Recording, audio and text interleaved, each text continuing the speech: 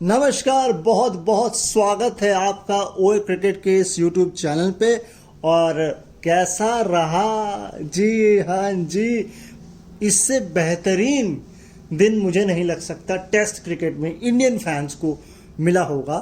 Border Gavaskar trophy day 1 2024-25 इसी का review, analysis, facts आप लोगों के लिए लेकर आया हूँ।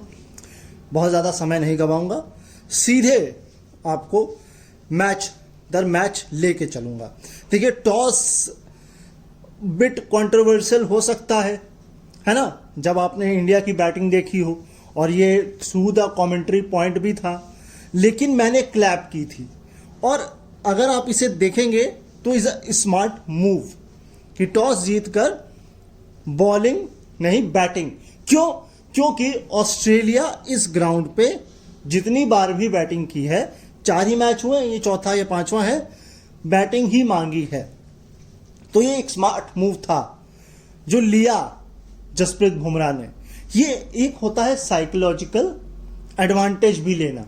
लेकिन ऑल दो जिस तरह की पारी हुई, जिस तरह का खेल हुआ, पिच में घास थी, नमी थी, और जो है वो हमको ऐसा लगने लगा थ्रू द इंडिया इनिंग कि हमने गलत टॉस जीता है।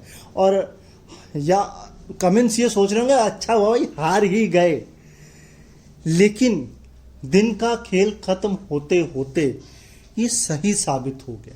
पता गलती क्या हुई? मैं अगर थोड़ा एनालिसिस करूं, जो मैंने सुना और जो मैंने समझा, और आपने भी वो समझा होगा, हमने बहुत ज्यादा फ्रंट फुट खेलने की बहुत कोशिश की है। विराट कोहली तो 2.89 मीटर स्टंप से दूर होकर बॉल खेल रहे हैं भाई। और सबसे बड़ी बात हेजलवुड की, आप समझिए कि हेजलवुड के सामने विराट कोहली क्रीज से बाहर होकर खेल रहे हैं और बाहर आकर खेल रहे हैं। मतलब कितना वो फॉरवर्ड खेल रहे हैं। तो वहां पर उन्होंने एक बॉल पीछे डाल दिया, थोड़ा सा बाउंस डाल दिया, उसको भी आप आगे खेलने आ गए। तो यानी कि हर खिलाड़ी, इंडिया इनिंग का जितना भी प्लेइंग 11 जो भी था, वो फ्रंट फुट पे खेल रहा था। और ऐसा नहीं कि बैक फुट पर खेलना भी आसान है, क्योंकि अगर आप देखें लैबुशेन की इनिंग, उस पर आएंगे, उसके स्टार्ट पर आएंगे, लेकिन वो फ्रंट फुट पर नहीं खेलते हैं, और फ्रंट फुट पर उन्होंने खेला भी नहीं है शायद, अगर आपने बहुत ध्यान से उनकी इनिंग को देखा होगा। तो जो हम टॉस जीते वो सही जीते, लेकिन हमारी टेक्निक गलत थी, क्योंकि हम बहुत ज्यादा फ्रंट फुट पर खेल रहे थे, हम बैक फुट पर नहीं जा रहे थे, या हम अपनी क्रीज पर खड़े होकर नहीं खेल रहे थे। क्यों नहीं खेल रहे थे? क्योंकि हम चाहते थे जो पिच से मदद मिल रही है, स्विंग, सीम, बाउंस, हम उसको रोक सकें। लेकिन वो रोकने के चक्कर में हम विकेट गंवा रहे थे। तो पॉइंट नंबर 1, अब आपको मैं एक स्टैट देता हूं। ऑन अ एवरेज पहले इनिंग में ऑस्ट्रेलिया के इस वाका नहीं है, ये वाका नहीं है, ये ऑक्टस ग्राउंड है, लेकिन पर्थ में, इसी ग्राउंड की मैं बात कर रहा हूं। पहली इनिंग का एवरेज स्कोर है 456, पहली इनिंग का। दूसरी इनिंग में ये आधा हो जाता है 256, और चौथी इनिंग में ये 200 भी नहीं पहुंचता है, 183। तो इस लिहाज से टॉस जीतकर बैटिंग करना जरूरी था, क्योंकि अगर आप रन बनाएंगे तो जाहिर सी बात है लीड भी मिलेगी। क्योंकि अगर आप देखें पहली और दूसरी इनिंग का कंपैरिजन, 200 रन, हाफ 50% का डिप है। अच्छा, थोड़ी मैक्सवेनी की बात कर लेते हैं भाई। डेब्यूटान, बाकी तो फुल टीम थी, है, कैच भी बढ़िया पकड़ा जायसवाल, क्योंकि अगर जायसवाल टिक जाते तो वो तो वीरेंद्र सहवाग हैं। अच्छा, मैं सुन रहा था अंडर 19 जब उन्होंने साउथ अफ्रीका के खिलाफ खेला था, तो टॉम मूडी ने ये तभी कह दिया था कि ये बहुत आगे जाएगा खिलाड़ी, और उनका जंप भी दिख रहा है। आईपीएल से वनडे से नहीं, आईपीएल से T20 international, one day and test, और वो प्योरली जो है उनका टैलेंट बोल रहा है। 22-23 साल की उम्र का लड़का, आप उससे क्या उम्मीद करोगे? ऑस्ट्रेलिया वो पहली बार आया है, और आपको तो पता ही, ऑस्ट्रेलिया माइंडसेट, स्लेजिंग, फलाना ढिमाका, और फिर वो जो कोर्टे है ऑस्ट्रेलिया का, मतलब हेजलवुड, स्टार्क, कमिंस और लायन, ये कोर्टे हैं, इसके स्टैट पर आएंगे। तो खैर 16 नंबर की जर्सी मैक्सवेनी कैच पकड़ा, लेकिन डेब्यू में शायद जो कैच है ऑस्ट्रेलिया की तरफ से इससे एक बार एक ही बंदे ने पकड़ा है, वो बहुत पुराना खिलाड़ी है और शायद एक ही टेस्ट मैच भी उसने खेला है, तो उस लिहाज से तो इनका करियर लंबा चलने वाला है नहीं। खैर कोई बात नहीं, लेकिन बैटिंग भी ठीक ठाक ही थी, 10 पर आउट हो गए। सो ये था। अगर मैं थोड़ा सा आगे बढ़ूं तो प्रॉब्लम क्या थी? प्रॉब्लम ये थी कि हमने जो टीम चुनी वो एकदम अनएक्सपेक्टेड थी। मैंने जो है आकाश चोपड़ा को सुना, आकाश चोपड़ा की जो प्रेडिक्शन थी वो 60% ठीक थी। वो चाह रहे थे अभिमन्यु ईश्वरन, और अगर अभिमन्यु ईश्वरन नहीं है तो केएल राहुल, और केएल राहुल बिल्कुल सटीक बैठा उनका ओपनिंग। लेकिन उन्होंने एक बात वहां बोली थी जो मैं यहां दोहरा रहा हूं, और वो ये बोली थी, चाहे 100 बना ले चाहे 10 बना ले, अगर ओपनिंग करा रहे हैं आप केएल राहुल से तो ये मान के चलिए उनका पत्ता साफ है, उनको वापस भेजा जा सकता है, सीरीज में ना खिलाया जाए, क्योंकि रोहित शर्मा की जगह ही उनको रखा गया है। लेकिन जो उनका डिटर्मिनेशन था और जिस हिसाब से उन्होंने बैटिंग करी, मुझे नहीं लगता कि उनको ड्रॉप किया जा सकता है। ठीक है, लेकिन सवाल यह है कि किसको ड्रॉप? तो मुझे ऐसा लगता है देवदत्त पडिक्कल जो हैं वो बनेंगे बलि का बकरा केएल राहुल के लिए और रोहित शर्मा के लिए। ठीक है, क्योंकि देखिए जाहिर सी बात है, रोहित आएंगे सेकंड मैच में, कप्तान भी बनेंगे और खेलेंगे भी, तो जाहिर सी बात है। अच्छा, पॉइंट एक और था जो ये था आकाश चोपड़ा का कि स्पिन एक तो खिलाएंगे, वो बात ठीक हुई उनकी, लेकिन उन्होंने शायद जडेजा को रखा था उस स्लॉट पे, वॉशिंगटन तो उनकी पूरी लिस्ट में नहीं था। और ये सरप्राइज है देख के, मतलब ना जडेजा ना अश्विन, 850 विकेट कंबाइंड हैं इन दोनों के खातों में, 850 विकेट, और वो दो बॉलर्स आपके नहीं खेल रहे। अच्छा, लास्ट टाइम कब ऐसा हुआ था जब अश्विन और जडेजा दोनों एक साथ नहीं खेले थे? कभी आपने गौर किया इस बात पर? सोचिएगा, दिमाग लगाइएगा, ध्यान दीजिएगा। तो वॉशिंगटन सुंदर एकमात्र स्पिनर, ओवर एक भी नहीं कराया डे 1 में, क्योंकि हम अपनी बैटिंग स्ट्रेंथ पे खेलना चाहते थे।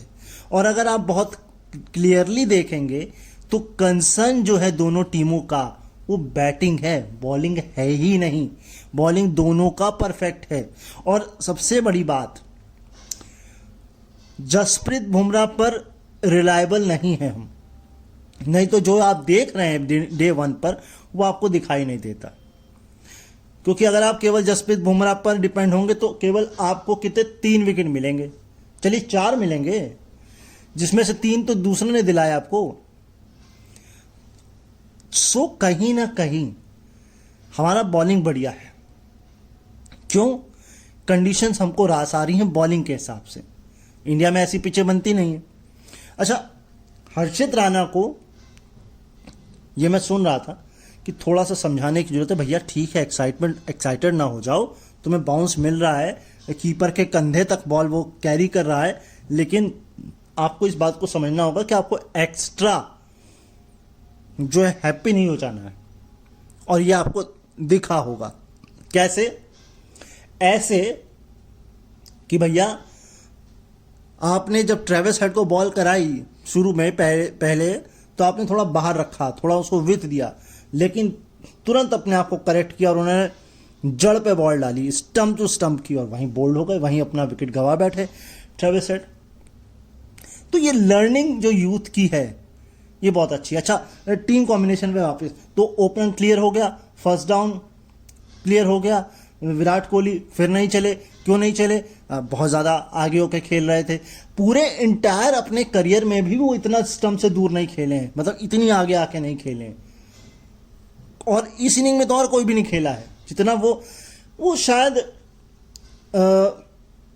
एक इंटेंट के साथ आए थे और उनको ऐसा था कि अगर मैं स्मैक कर दूंगा किसी ना किसी बॉलर को तो इनका कॉन्फिडेंस टूट जाएगा, लूज हो जाएगा, मैं हावी हो जाऊंगा। लेकिन फिर हेजलवुड तो हेजलवुड है, ठीक है। अच्छा, मिडिल ओवर्स में अगर मैं बात करूं तो ध्रुव जुरैल का नाम था लिस्ट में, ऋषभ पंत भी थे। क्योंकि सरफराज इसलिए नहीं थे, ये आकाश ने भी बात बोली और इस बात को मैंने गौर किया कि अगर सरफराज टीम का हिस्सा होते ही तो फिर उनको भेजा जाता इंडिया ए टूर के लिए, लेकिन उनको नहीं भेजा गया, यानी वो हिस्सा ही नहीं थे टीम का। ध्रुव थे इसलिए ध्रुव को भेजा गया, ठीक है। बॉलिंग में यह था कि नीतीश का नाम तो जरूर आ रहा था, चार बॉलर के लिए नीतीश का नाम वो सुझा रहे थे, मतलब 3 के लिए। मेरे ख्याल से हाँ, वो जो सुझा रहे थे वो सिराज, बुमराह, ये तो फिक्स थे ही थे। नीतीश का नाम एक और आ रहा था। चौथा मुझे डाउट हो रहा है वो शायद जो हमारे 2 बाकी हैं, क्योंकि हर्षित राणा पूरी लिस्ट में ही नहीं थे। वो जो हमारे एक तो प्रसिद्ध कृष्णा और एक आकाशदीप या अर्शदीप, यार वो मैं कंफ्यूज हो जाता हूँ, वो एक थे। सो कुल मिलाकर के 60% भविष्यवाणी ठीक थी। अच्छा, आपको कैसी लगी ये? मुझे तो ये टीम बिल्कुल परफेक्ट लगी। क्यों? देखिए, इस पर चर्चा होनी चाहिए और चर्चा हुई भी, कमेंट्री के दौरान भी चर्चा हुई, और वो ये हुई कि मान लीजिए, ठीक है, हम ये मान के चलते हैं कि नीतीश की जगह जडेजा होते, ठीक है, और हर्षित की जगह प्रसिद्ध कृष्णा या आकाशदीप होते, तो एक ये मुझे फिर भी ठीक है कि हाँ, हर्षित राणा ने आपको गलत साबित करवा दिया तो परफेक्ट हो गई टीम। मान लीजिए जडेजा होते भी नीतीश की जगह, तो वो इस तरीके से नहीं खेलते जिस तरीके से नीतीश ने खेला है। 41 हाईएस्ट है उनके इंडिया की तरफ से। तो मुझे ये टीम बिल्कुल परफेक्ट लगी। हाँ, ऊपर आप ये कह सकते हैं कि पडिक्कल ने निराश किया, लिटरली निराश किया। आप सरफराज को ले जा सकते थे, लेकिन फिर आप सरफराज को मिडिल में खिलाते, या फिर आप अभिमन्यु ईश्वर को ले जा सकते थे। चलिए, ये बहस का विषय है, लेकिन मुझे टीम परफेक्ट लगी। अच्छा, एक पॉइंट ये है कि नाथन लियो, उन्होंने अपना बेस्ट खिलाया। 28 कुछ विकेट हैं इसी ग्राउंड पर नाथन लियो के। सो वो अपनी स्ट्रेंथ से खेल रहे थे, हम एक्सपेरिमेंट कर रहे थे, लेकिन हमारा एक्सपेरिमेंट उनके एक्सपीरियंस पर भारी पड़ा है at the end of the day. स्टैट की मैं बात करूं तो स्टैट ये कहता है एक, और वो ये कहता है कि ये जो विकेट गिरे हैं, ये आपको 17 जो विकेट दिख रहे हैं, ये हाईएस्ट हैं डे 1 पर, क्योंकि इससे पहले जो डे 1 पर थे वो 1991 में थे, 16 विकेट वेस्ट इंडीज के खिलाफ, ठीक है। वेस्ट इंडीज का मैच था वो 51 में, 1951 में। सेकंड, इस ग्राउंड में, जी हाँ, इस ग्राउंड की बात हो रही है, ये हाईएस्ट है। इससे पहले एक दिन में हाईएस्ट क्या था पता है? फर्स्ट डे की बात हो रही है, 6। क्यों? क्योंकि ऑस्ट्रेलिया पहले बैटिंग करता था। रिकॉर्ड अटेंडेंस इस ग्राउंड पर डे 1 पर सबसे ज्यादा है। अभी तक कितनी थी? 2018-19 की अगर मैं बात करूं तो 20,000 थी। लास्ट साल जो पाकिस्तान का टेस्ट हुआ था, लास्ट पिछले साल 2023 में, वहां 16,000 थी, और इस में पहुंची 30,000, 30,000 अटेंडेंस। लेकिन मसला क्या है? सवाल सुनिए आप। सवाल ये है कि इससे पहले हम खेलते थे वाका में, यानी कि वेस्टर्न ऑस्ट्रेलिया क्रिकेट एसोसिएशन, वाका में। वो ग्राउंड की कैपेसिटी शायद 20,000 की थी। अब ये नया ग्राउंड तैयार किया गया है, ऑक्टेव पर्थ स्टेडियम। यहां पर जो आपकी कैपेसिटी है वो अराउंड 65-60 के आसपास है। तो ये आधा नंबर है, लेकिन अच्छा नंबर है। डे 1 पर्थ, क्योंकि देखिए हॉलीडे तो है नहीं, फ्राइडे का दिन है, सो ये अटेंडेंस अच्छा, टेस्ट क्रिकेट के लिए बहुत अच्छी चीज़ है। लेकिन एक सवाल, एक कंट्रोवर्सी जो केएल राहुल के साथ हुई, ऑल दो वो कंट्रोवर्सी नहीं थी, लेकिन वो ये थी कि भैया बैट से बॉल लगी या बैट पैड से लगा, जो स्निकोमीटर पे आया। लेकिन सवाल ये था कि क्रिकेट ऑस्ट्रेलिया इतना पैसा खर्च कर रहा है ब्रॉडकास्टिंग पर, इस इवेंट पर, तो भैया हॉटस्पॉट भी ले लेता, या वो इंडिया को कन्विंस कर पाता, या इंडिया मानता हॉटस्पॉट के लिए, तो शायद चीज़ें और क्लियर हो सकती थी। क्योंकि कहते हैं शायद हॉटस्पॉट जो टेक्निक है वो काफ़ी महंगी है। खैर कोई नहीं है तो इतनी बड़ी बात तो है नहीं। 2-3 बातें मैंने कमेंट्री के दौरान और पिक करी। भैया जॉनी बेशो और एलेक्स केरी का भूत तो अभी तक उतर ही नहीं रहा है कमेंटेटर्स के दिमाग से। जो जा रहा है वो ऑस्ट्रेलियन को पोक कर करके पूछ रहा है, भाई अच्छा क्या समझते हैं आप, क्या कहना चाहते हैं। हर्षा भोगले और टॉम मूडी इस पर बहस नहीं करी, उन दोनों एक सेम पेज पे थे। और उनकी बात सुनकर मुझे ऐसा फील हुआ कि नहीं, गलत नहीं बोल रहे हैं, बिल्कुल ठीक बोल रहे हैं कि भैया आप जंगल सफारी में थोड़े ना आए हो कि आप अपनी क्रीज छोड़ के घूमने लग जाओगे। जब आप नॉन स्ट्राइकर एंड पर ऐसा नहीं कर सकते तो आप स्ट्राइकर एंड पर भी ऐसा नहीं कर सकते। अच्छा, आप रन भी नहीं ऐसे कि भैया आप जब तक क्रीज पे बैट नहीं रखोगे तब तक आपका रन थोड़ा ना पूरा होगा, नहीं पूरा होगा। अच्छा, स्पिरिट की भी बात वहां चली तो उस पर भी उन्होंने यही बोला कि जब भैया रन आप पूरा लेओगे, मतलब एक क्रीज से दूसरी क्रीज तक, तो फिर आप कैसे ये मान सकते हो कि आप बाहर घूमोगे और आपको आउट नहीं किया जाएगा। ठीक है, मैं कन्विंस हो गया हूँ 50-60%, बट पूरा नहीं हुआ। अच्छा, अब थोड़ा सा मैं आपको स्टैट दे देता हूँ।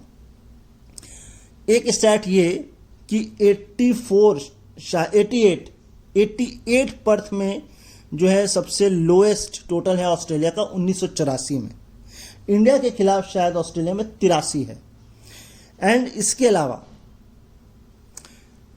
जब ऑस्ट्रेलिया 31 या 31 से कम जब भी उसने बनाया है वर्स्ट परफॉर्मेंस, ये जो 4 विकेट या वर्स्ट परफॉर्मेंस 31 से कम में वर्स्ट परफॉर्मेंस 34 बार ऐसा हुआ है, 34 टाइम्स।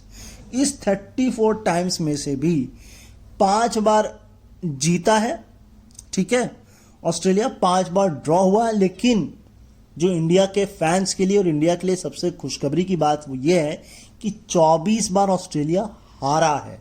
अच्छा, एक स्टैट और सुनिए।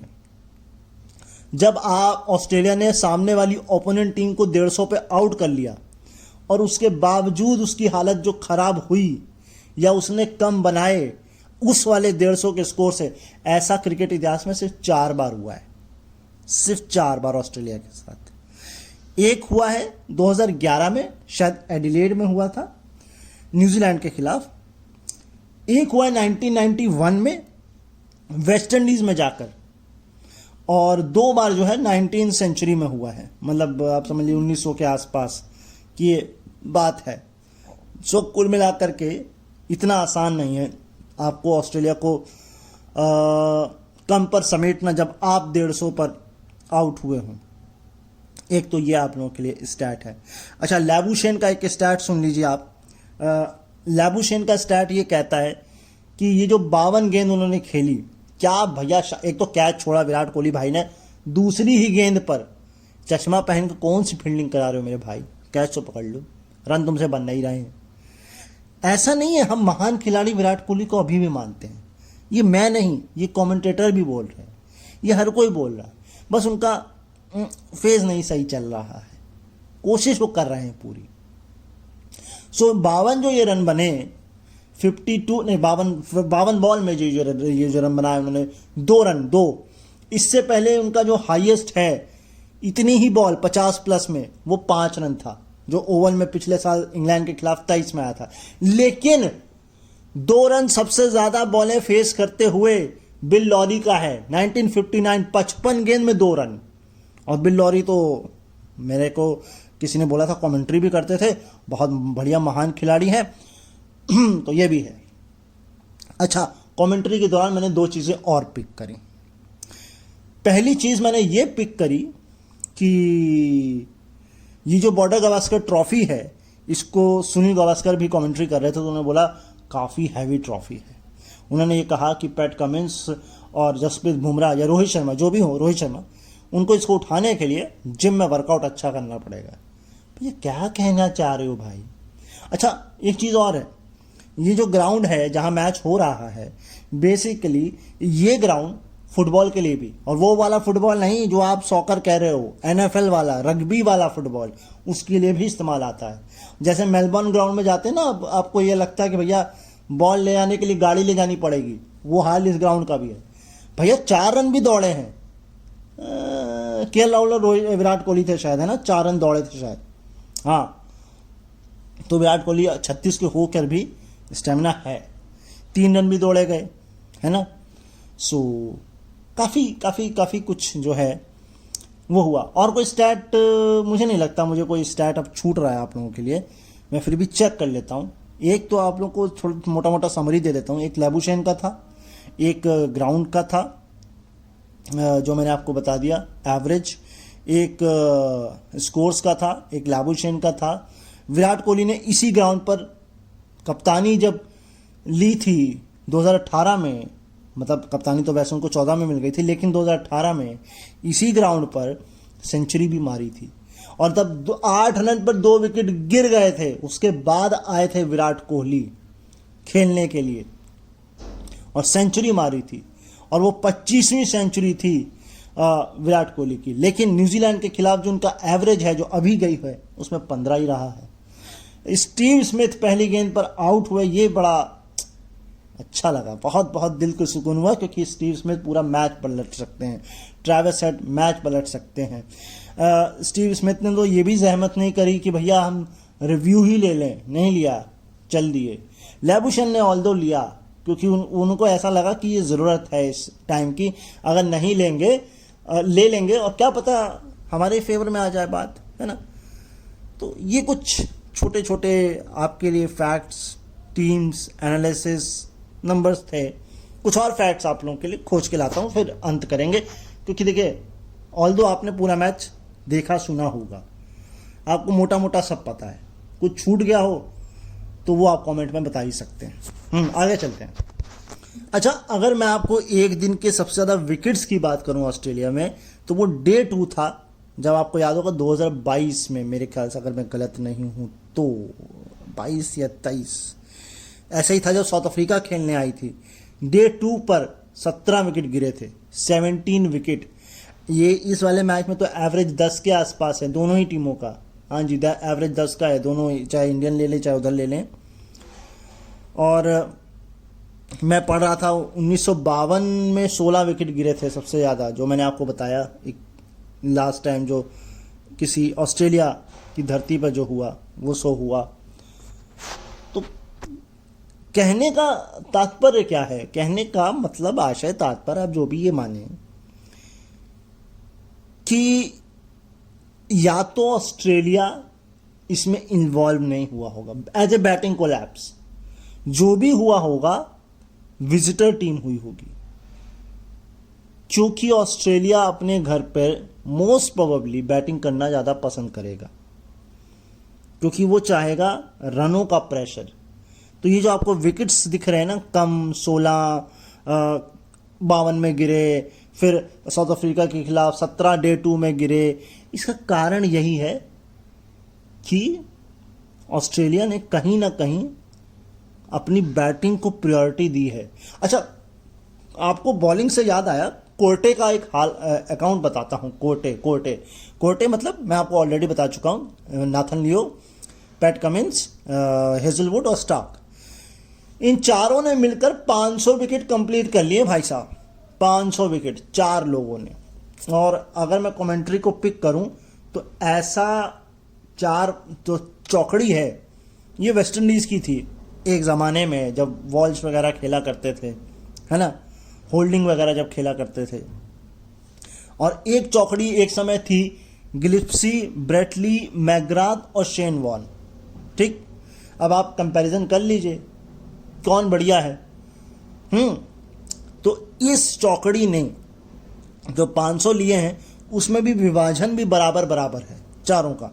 और ये मैं आपको बता रहा हूँ इस मैच में तीसरा या चौथा विकेट था जब 500 विकेट पूरे हुए हैं। तो उसके बाद की कहानी नहीं है, क्योंकि उसमें से 2 तो फिर आपके मिचेल मार्श ने निकाल दिए, तो वो 4 तक का आंकड़ा है। उसके बाद का आंकड़ा थांबा, उसमें 2 शायद हेजलवुड के हैं, कुल मिलाकर 4 तो हेजलवुड के हैं। तो यानी 98 से 502 तक आप मान के चलिए। 2 आपके मार्श के हैं, कितने हो गए, 4 उधर 2 इधर, 6 और 2 शायद आप 8। अब एक चीज़ और देखिए आप कमाल की, इस मैच में पहली इनिंग में एटलीस्ट सारे के सारे कैच आउट हैं। एक सामने है, बाकी 9 पीछे हैं। कोई ना बोल्ड, न रन आउट, न कैच, न LBW।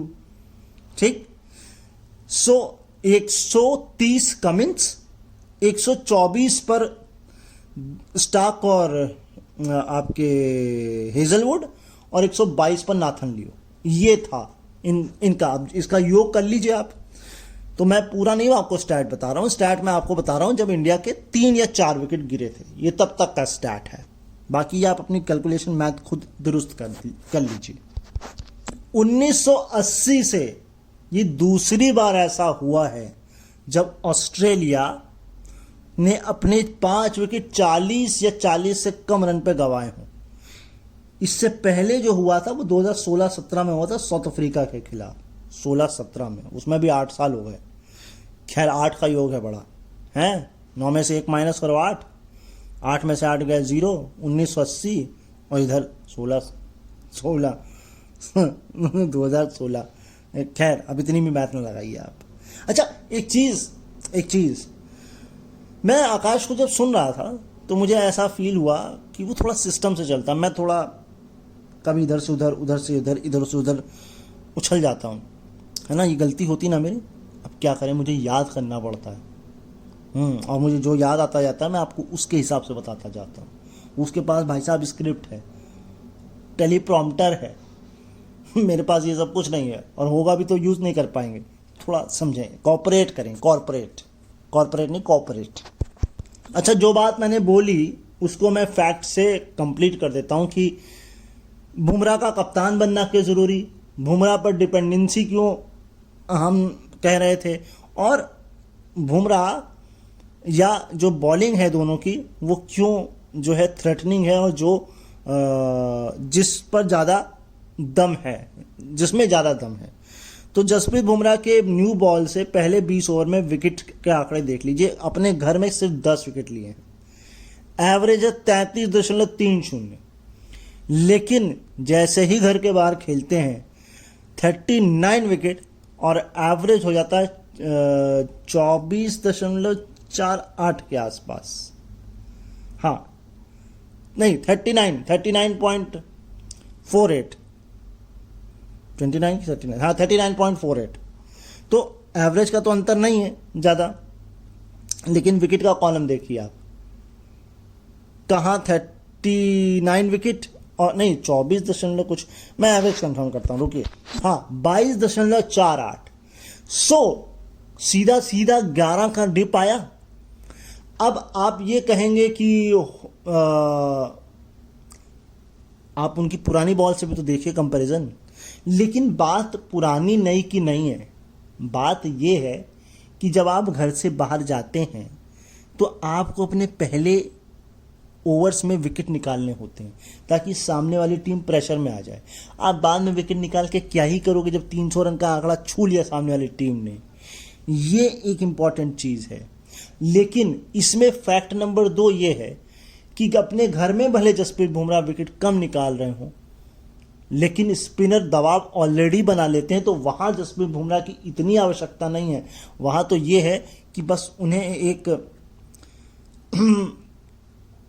एक सहारा देना है अपने बॉलर्स को, साइकोलॉजिकल एडवांटेज लेना है, लेकिन यहाँ तो पूरा दारोमदार आपके कंधों पर है। लेकिन ये जो 39 आपको दिख रहे हैं, इसमें से आपको ये भी सोचने वाली बात है कि हमने एशिया के बाहर कितने खेले हैं, क्योंकि एशिया होम तो इंडिया ही हुआ ना। हमने कितना पाकिस्तान तो खेलता ही नहीं, तो छोड़ दीजिए, बचता क्या है? अफगानिस्तान के, श्रीलंका और बांग्लादेश हम टूरी कितना करते हैं। श्रीलंका हमारा फिक्स जुलाई में करेंगे, और वो भी टेस्ट नहीं खेलते हैं जल्दी, वो हमारे घर ही खेलने आती है। बांग्लादेश मुझे याद है 22 में शायद गए थे हम लोग, जो वो क्रैश हुआ था शायद उससे पहले, ऋषभ पंत के क्रैश से पहले गए थे क्या, अगर मैं गलत नहीं हूं तो ये आंकड़ा बहुत मायने रख रहा है। 39 विकेट पहले 20 ओवर में अवे में, एवरेज 22.48, और घर पर 10 विकेट, रन एवरेज 33.30, 11 का डिप, 11 का लगभग 11 का डिप है। स्टीव स्मिथ क्यों इंपॉर्टेंट हैं, और स्टीव स्मिथ का विकेट मुझे क्यों खुशी मिली, आपको क्यों खुशी मिली, इसका कारण यह है कि वो गोल्डन डक पर आउट हुए हैं, ठीक है। और गोल्डन डक पर इससे पहले स्टीव स्मिथ को सिर्फ डेल स्टेन ने पोर्ट ऑफ स्पेन में आउट किया 2014 में।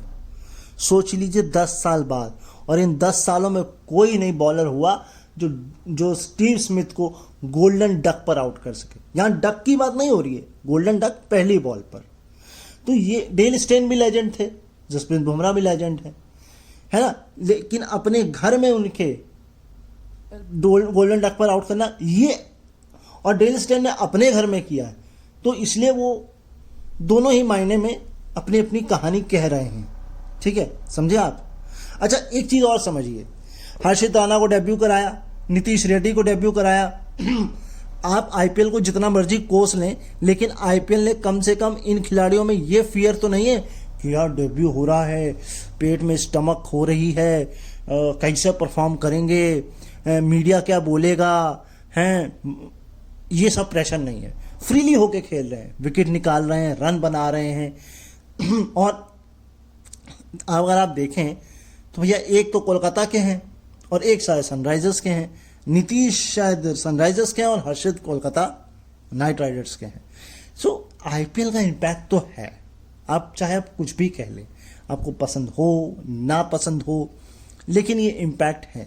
मैक्सवेनी, अब देखिए, मैं कहीं सुन रहा था कि ऑस्ट्रेलिया का जो डोमेस्टिक क्रिकेट है वो अपने आप में रिलेंसलेस है। वहाँ आपको जो मेंटल टफनेस मिलती है, अगर चले तो वाह वाह ही, नहीं चले तो बिल्कुल करियर चौपट हो जाता आपका। और एक चीज़ और है, वो क्या थी यार, मैं मेरे माइंड से स्किप हो गई, आप लोगों को इतने जोश में और उत्साह में बताने के चक्कर में, कि इंडिया में तो ये है कि भैया हम आईपीएल ही खेल रहे हैं, रणजी को हम तवज्जो ही नहीं दे रहे हैं। सीनियर खिलाड़ी कहाँ खेल रहे हैं रणजी, बताइए मुझे। शमी खेल रहे हैं, वो रिकवरी के लिए खेल रहे हैं, वरना वो भी ना खेलते, वो यहीं आए होते। सो आप अगर खिलाड़ी बनाने, और देखिए एक चीज़ और कमेंट्री में मैंने पिक करी, और वो ये कि टॉम मूडी ये बात बोल रहे थे कि ये जो आप जो आगे बढ़ बढ़ के खेल रहे हैं, बहुत आगे आके, चाहे विराट कोहली हो चाहे कोई भी हो, इसका बहुत बड़ा कारण T20 है, वाइट बॉल क्रिकेट है। क्योंकि वहाँ आपके पास ये लग्जरी नहीं होती कि आप बॉल ज़्यादा लीव करें, क्योंकि बॉलें ही कम होती हैं, आपको हर बॉल पे अटैक करना है। लेकिन टेस्ट क्रिकेट इसका उल्टा है, यहाँ आपको जितनी बॉलें लीव करनी हो करिए। और लैबुशेन ने ये दिखाया, केएल राहुल ने ये दिखाया कि भैया यहाँ पर आपको बॉलें लीव करनी है, आपको हर बॉल पे अटैक नहीं करना है, हर बॉल को छेड़ना नहीं है, हर बॉल पर। अब आप या तो फिर ऋषभ पंत हो, या वीरेंद्र सहवाग हो, या ग्लेन मैक्सवेल हो, या ट्रेविस हेड हो। अब हर कोई तो ये सब नहीं हो सकता ना। लेकिन मैं कमेंट्री सुनते सुनते एक मेरे दिमाग में ये भी आया ख्याल कि भैया ग्लेन मैक्सवेल ने क्या गलती की है। जब आप ट्रेविस हेड को चांस दे सकते हैं तो फिर आप ग्लेन मैक्सवेल को भी दे सकते हैं, एक ही दर्जे के तो दोनों खिलाड़ी हैं। अच्छा, जो मुझे बात कहनी थी वो ये कि एलेक्स कैरी का ये जो शेफील्ड शील्ड है ये बहुत अच्छा हो रहा है, और इसका आपको रिजल्ट भी दिख रहा है कि हाईएस्ट रन डे 1 पर 19 रन एलेक्स कैरी के ही हैं। सो ये कहानी है। तो समझिए आपको टेस्ट क्या प्रायोरिटी देनी है, खेलना है। अच्छा 16 नंबर की जर्सी है, मैंने आपको बताया मैक्सवेनी की। इसके पीछे की कहानी तो अभी नहीं आई है, आएगी तो मैं आपको बताऊंगा। लेकिन ठीक है, ज़्यादा एक्सपेरिमेंट ऑस्ट्रेलिया करता भी नहीं है। और अगर एक चीज, अगर इस पॉइंट को मैं एक तरीके से हटा भी दूं जो मैंने रखा कि इंडिया, तो भैया ऑस्ट्रेलिया के कितने खिलाड़ियों ने डोमेस्टिक खेला? एक ही टेस्ट मैच तो खेला ना। ऑस्ट्रेलिया दौरे से पहले, इस बॉर्डर गावस्कर से पहले किसने खेला? एक टेस्ट मैच खेला। इंडिया तो न्यूजीलैंड के साथ खेल के आ रहा था। तो बात तो दोनों तरफ की बराबर ही है ना। अलग क्या है इसमें? एक नहीं खेल रहा है और एक खेल रहा है। एक तो इंटरनेशनल खेल रहा है। तो ठीक है, सवाल हैं, मुद्दे हैं और उनके जवाब खोजने भी चाहिए, लेकिन सवाल बैलेंस भी होने चाहिए। ऐसा है। आगे चलते हैं। अच्छा, विराट कोहली के कैच ड्रॉप करने की बात मैंने बताई ना, अब इससे जुड़ा एक स्टैट भी सुन लीजिए। Since 2011 minimum 100 chances. सबसे नीचे सऊदी का नाम है, इन्होंने 25% कैच ड्रॉप किए हैं। यानी कि अब इतनी मैथ नहीं आती, खैर छोड़िए। इसके ऊपर एलिस्टर कुक 27.9%, इसके ऊपर विराट कोहली 29.6% और सबसे ऊपर जेम्स एंडरसन 31.7%। जेम्स एंडरसन या जिम एंडरसन। तो कहीं ना कहीं विराट कोहली कैच ड्रॉप करने के मामले में भी किंग ही है। किंग नहीं तो युवराज तो है ही क्योंकि सेकंड है, फर्स्ट पे तो जिमी द एंडरसन है ना। यस। अब भाई एक चीज और सुन लीजिए स्टैट। ये 9वां ऐसा मौका हुआ है जब इंडिया अवे सीरीज में पहले दिन ही खत्म, धराशायी हो गया। लेकिन सिंस 2011 में ये पहली बार हुआ है, 2011 के बाद किंगस्टन में, उसके बाद। और इस 9 में भी सबसे कम ओवर 49.4 जो अब इसने खेले हैं। यानी कि जितनी बार भी ये, इससे पहले 8 बार जो हुआ है, इसमें कम से कम 50 ओवर तो खेले ही थे। यानी कि इससे ज़्यादा तो खेले ही थे जिसपे अब आउट हुए हैं। एक स्टार्ट आपको और बताता हूँ।